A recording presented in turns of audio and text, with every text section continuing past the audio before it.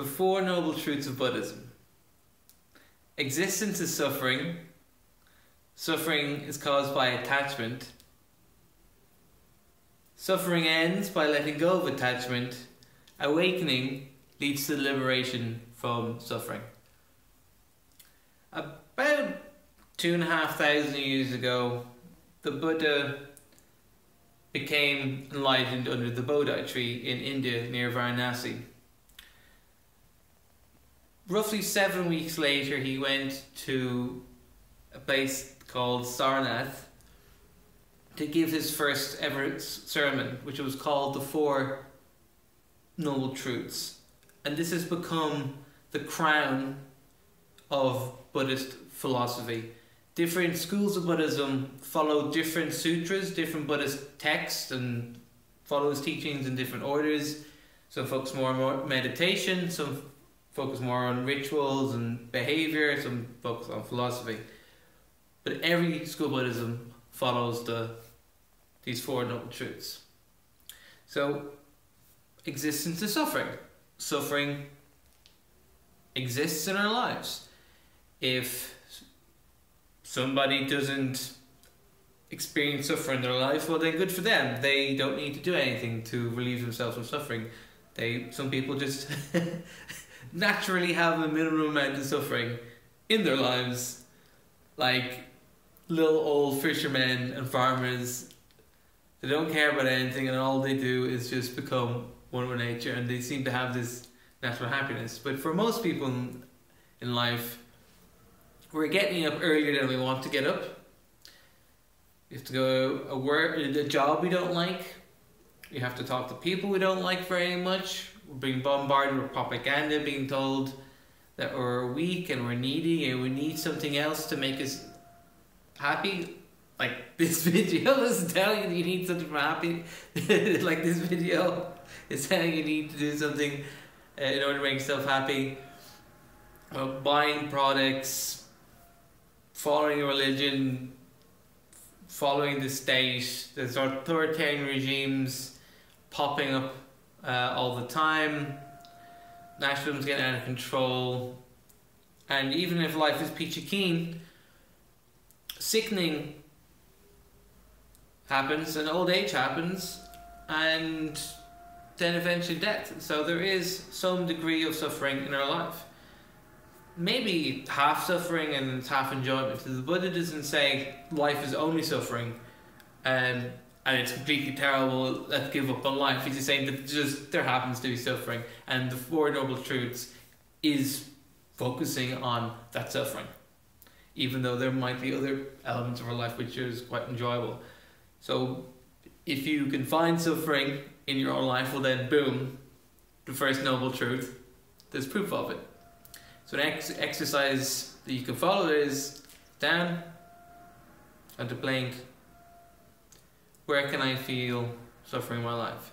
Now on the word suffering, the Buddha uses the word dukkha, which literally means the axle of a wheel that is slightly off from center. So when the wheel turns, it's lopsided. That's its literal meaning. An empty hole.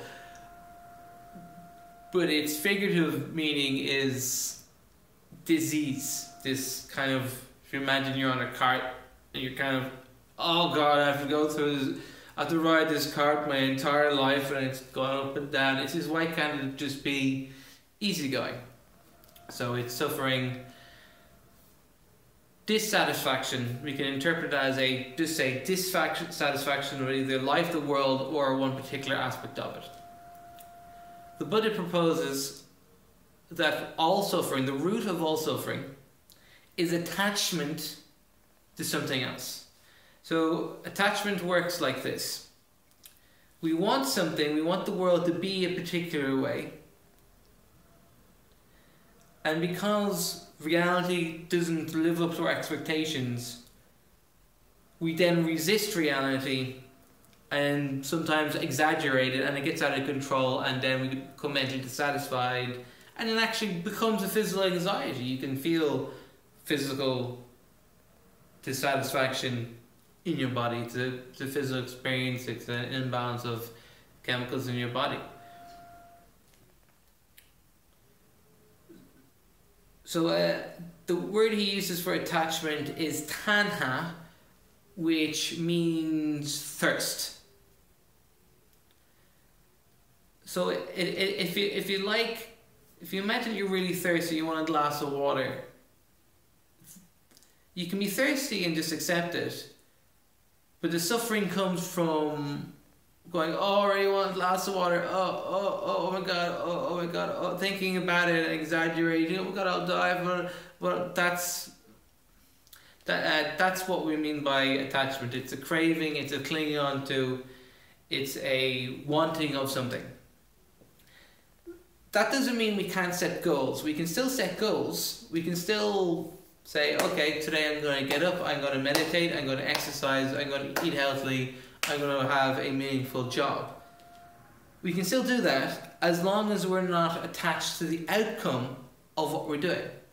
So setting goals is fine, and wanting something, and as the Dalai Lama says, having the desire to become enlightened is a noble goal in itself. But being obsessed with it and not accepting the results of our actions or the way things are, that is what's causing the suffering.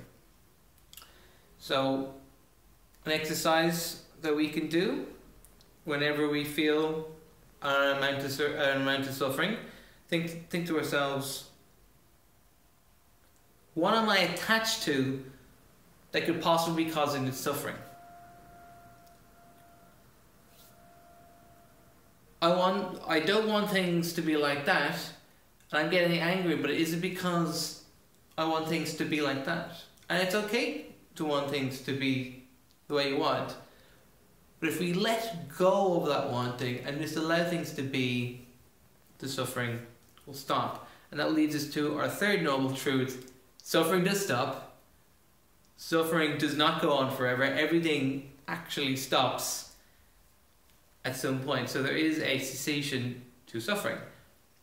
When we get emotions, anger, sadness, depression, most of the time these emotions just come in very quickly and go again.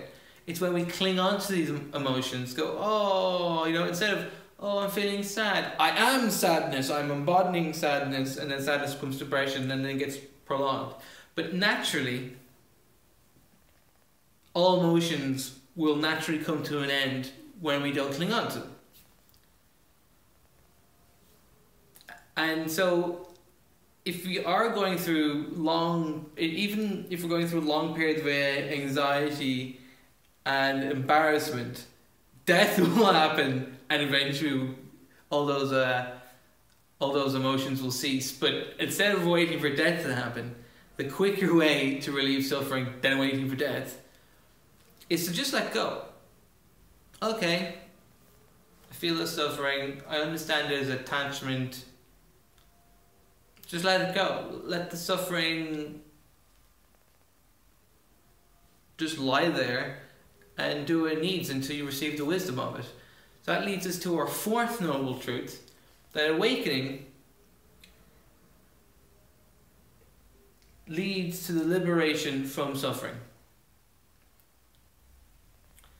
So by understanding our own suffering and what causes it, that our own suffering is caused by our own mental attachment to something else, that will help us alleviate our suffering, like a doctor treating an illness.